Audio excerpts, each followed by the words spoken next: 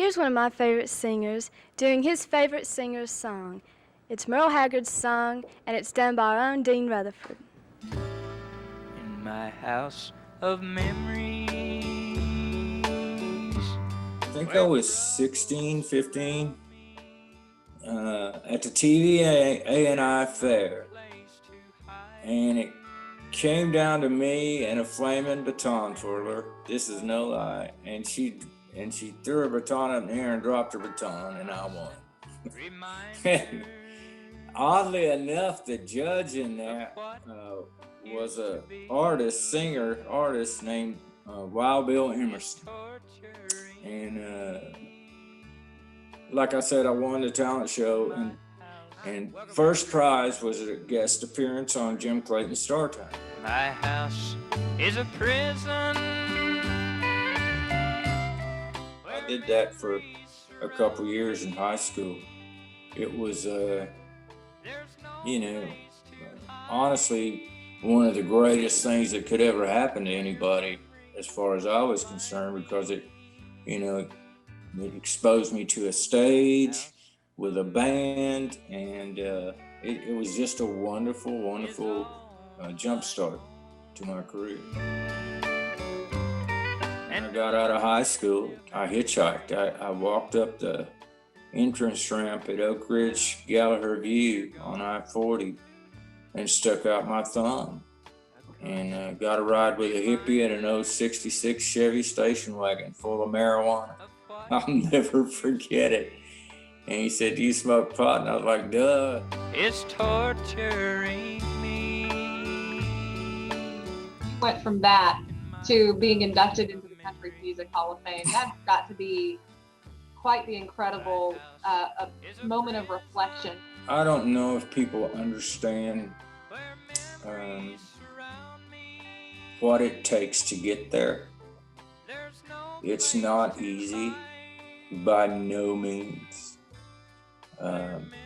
There's a lot of blood, sweat, and tears into the people that adorn those walls at the Country Music Hall of Fame.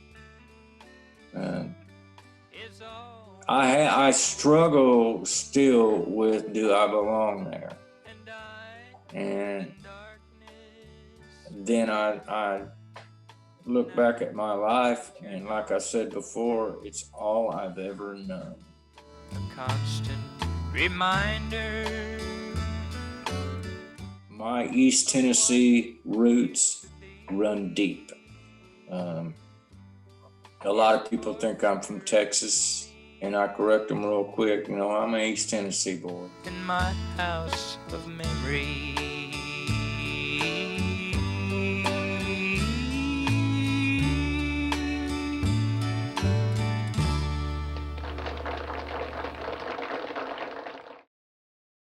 Kathy Hill starts our show today, and she selected a real pretty song that I know you're going to enjoy, and I think you'll enjoy our guest, O.B. McClinton from Memphis, Dean Rutherford, and Karen Clayton, and all the other folks that are right here on our show. My house is a prison where memories surround me.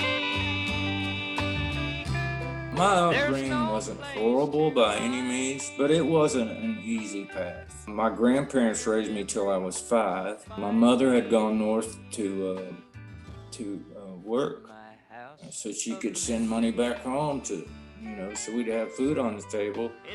My grandfather shot my dad 2 weeks after I was born, and he never came back.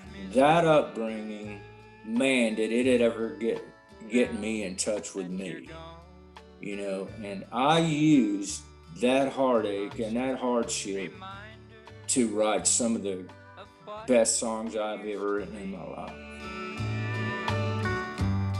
It's torturing me. How do you reconcile some of those bad things in your life that have led to some of your greatest accomplishments? The only real way you're going to know about this stuff is if you live it. Now, that's a blessing and a curse for sure. But I lived it, I hung out in bars, got my heart broke 100 times, all of the above, so to speak. But a lot of that was self-inflicted just to get the knowledge out of it, to what it felt like. It's so saturated in Nashville. And what would you tell the songwriters who are still trying to make it? It takes tenacity, never quitting, and I think that's where a lot of them, they just give up. They're told no so many times that they believe it. It's tough. There's 120, maybe 120 songwriters in all genres of music making a living at this. You got to get the breaks. Obviously, my break was meeting George Strait. There's no place to hide. Who would you be if you were not Dean Dillon, the songwriter? Oh man, that's a tough question. Dean Dillon, the dad, About a Road That Goes Home, and it was, I think I've made this drive at least 1,000 times back and forth since 1969, and that road was I-40 that took me from Rocky Top to Nashville and from Nashville to Rocky Top. But it's always good to go home.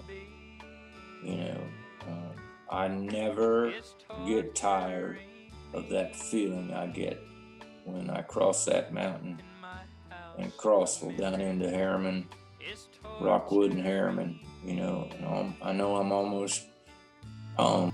In my house of